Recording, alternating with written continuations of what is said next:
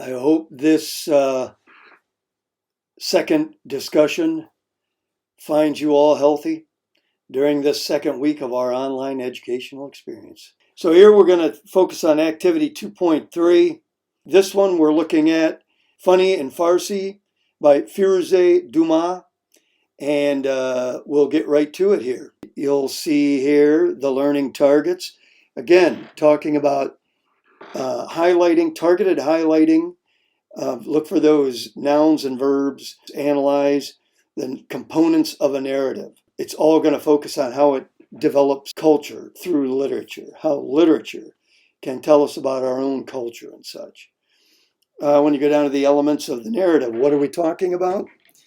Well, setting a sequence of events and a point of view, a theme, as well as characters. All the parts of a narrative that tell the story. This is a memoir, and so always look at setting a purpose for reading, and here your annotations should reflect the elements of a narrative, as well as just the basic things of understanding what it is the author is talking about. Always look at the literary terms as far as what a memoir is. Notice the account itself has different definitions depending on the context. One definition is as narrative of events in a literary sense, and then in a financial sense, it's an accounting of one's finances. Used as a verb, it's an explanation, which is what a memoir is. Our author, she's born in Iran, lived since she was 7 in California, so is a child of two different cultures. And at this time, if you read the news, American culture and Iranian culture, at least at the governmental level, are in conflict with each other. And that happened, part of it, and just one of a series of events, actually, they've been in conflict since way back when I was your age and earlier. It starts, I think, back in the 50s, actually, if you want to get into history of it.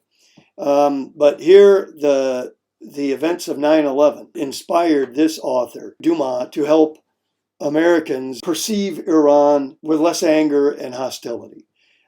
She wanted to remind readers of the humor and humanity of Middle Eastern cultures, particularly Iranians.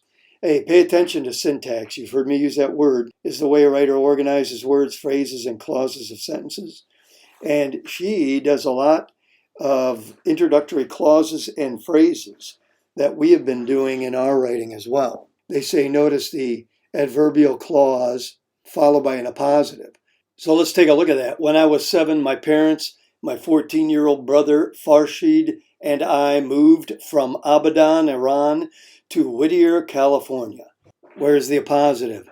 I'll give you a moment.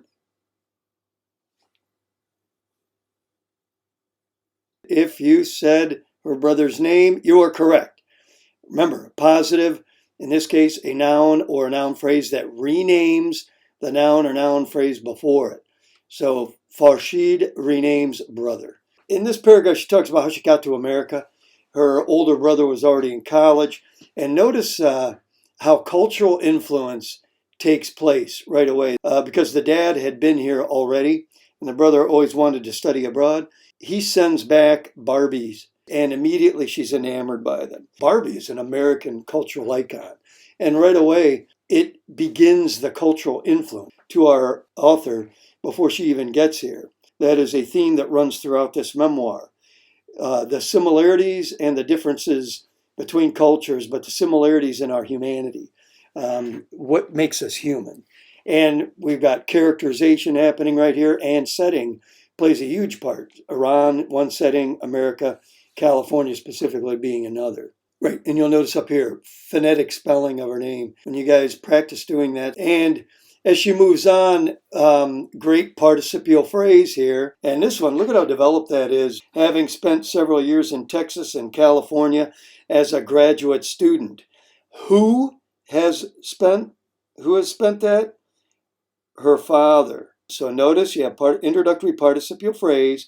It's going to modify the noun that immediately follows it. And this again develops character and theme. Notice he refers to the states as the promised land. a biblical allusion there. For her, though, being a 7-year-old, all America meant was more Barbie outfits. Kind of cute. A little humor there, I would say. But we have more character theme. Those are the elements that she's developing here. Reflects her innocence as a child. Now notice too, this is right after 9/11. The culture at large of the states was frightened and angry, looking for a villain.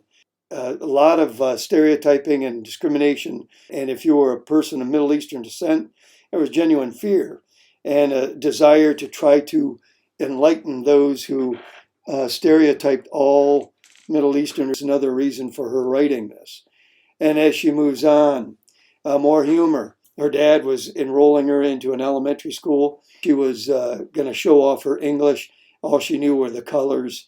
And that to me is the punchline set up by the eager to impress the teacher, Mrs. Sandberg. But I thought here midway through the paragraph, since my mother and I didn't speak English, that kind of takes away from the punchline down here. I wonder if she could have left that out. And we would have inferred that they didn't speak much by the color recitation at the end of the paragraph. And we also could have inferred that she didn't know English by Dumas, embarrassed by her mom not knowing English and all the kids looking at her. What a nightmarish situation here. Miss Sandberg wasn't meaning to embarrass. Spelled out her name in a way of educating the local students of who these two were.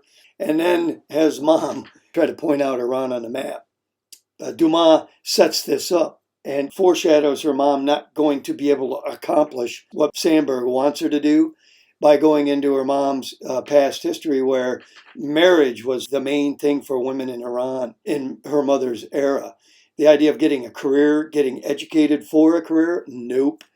And so her mom was just a victim of the time. It's kind of like going back 100 years ago in America, where women were expected to stay in the home, get married, and produce kids.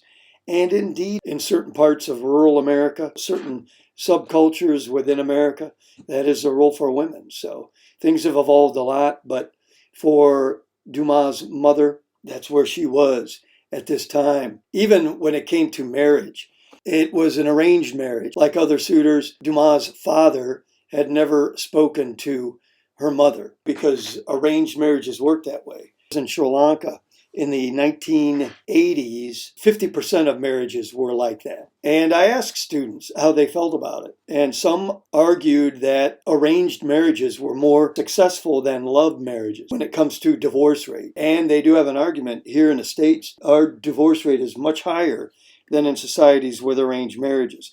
Now, of course, many variables and many interpretations of that.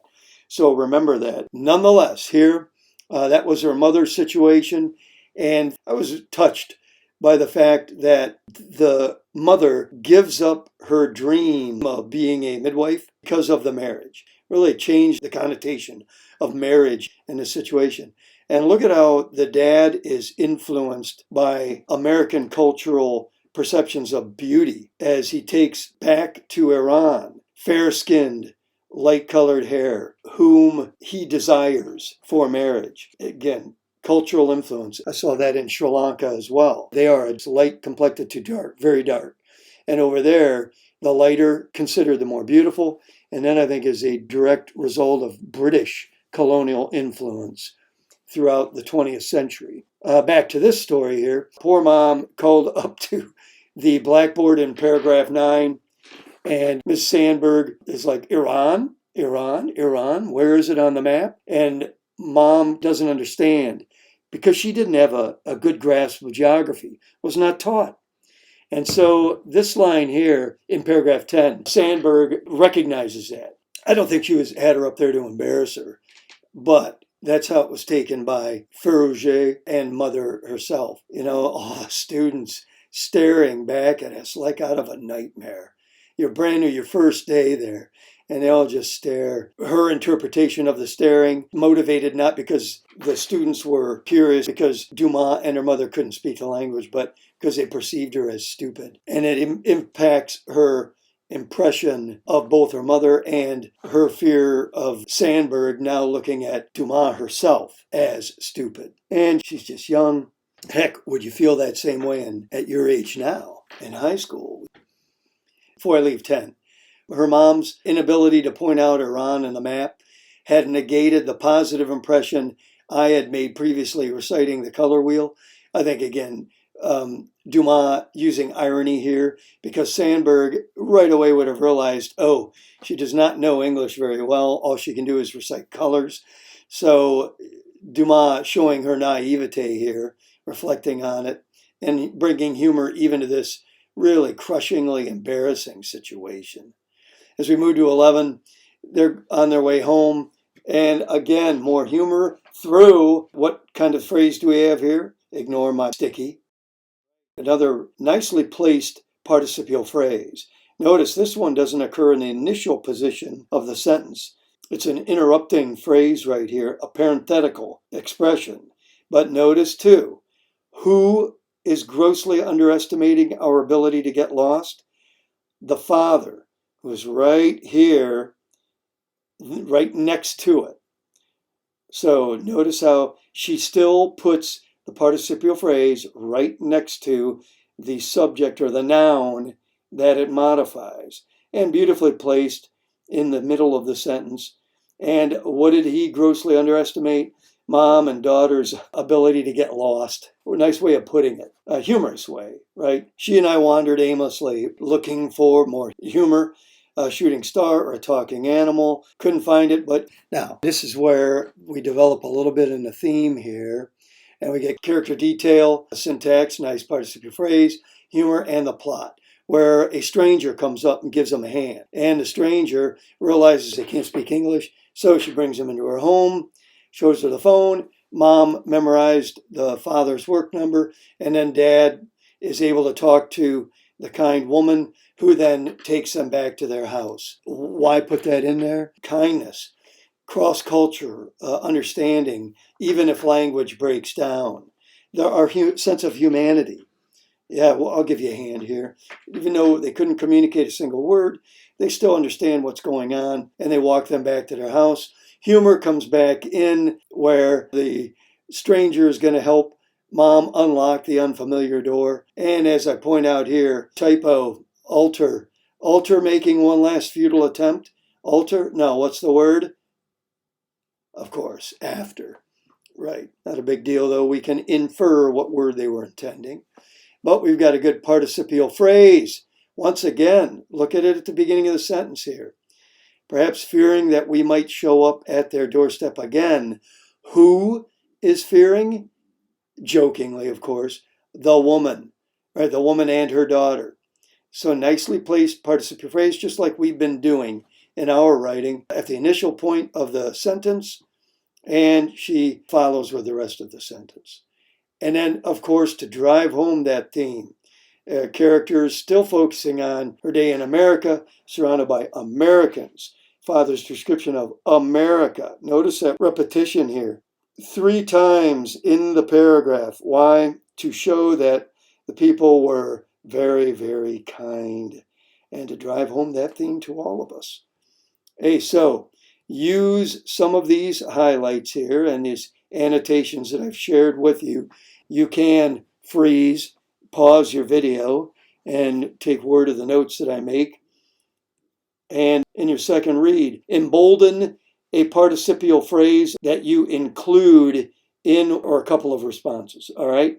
Do one, like I say, within a sentence.